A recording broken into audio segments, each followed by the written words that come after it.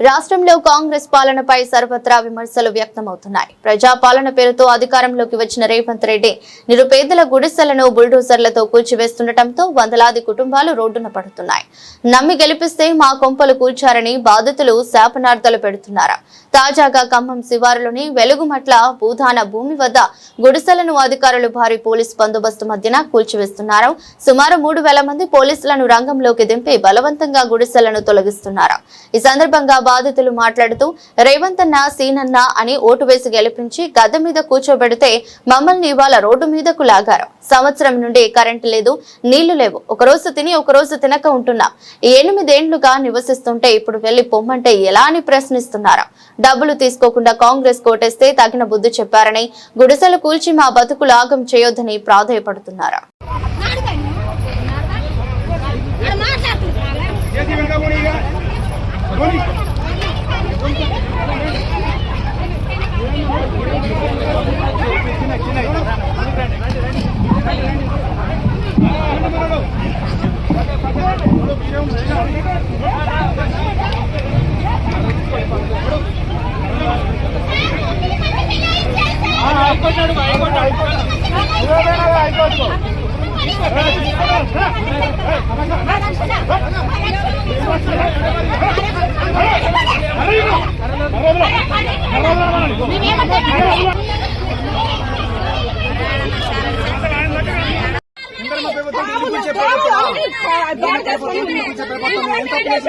ముందుగా చెప్తా పక్కకు పోతుందా చెప్పి 8 సంవత్సరాలు వేసింది.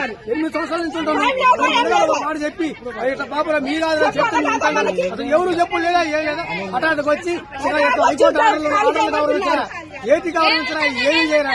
ఇది న్యాయమేనా?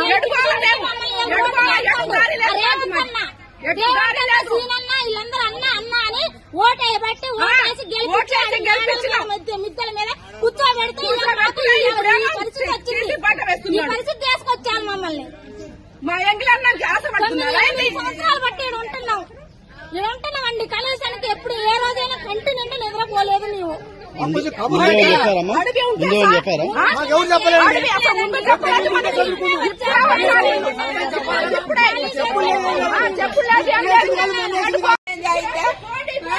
ఇప్పుడు కష్టపడి కట్టుకున్నాం.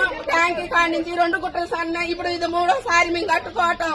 7 నెలల నుంచి పనులు లేకోకుండా ఏం లేకోకుండా ఈయన సాయం చేస్తాడని ఈయనకి డబ్బు లేకుండా ఓటెత్తి అన్యాయం చేసి రెడ్డి గెలవాలనే రూపాయి లేకోకుండా గెలిపించినాం. ఒకసారి ఆయన కొంచెం సాయం చేస్తాడని.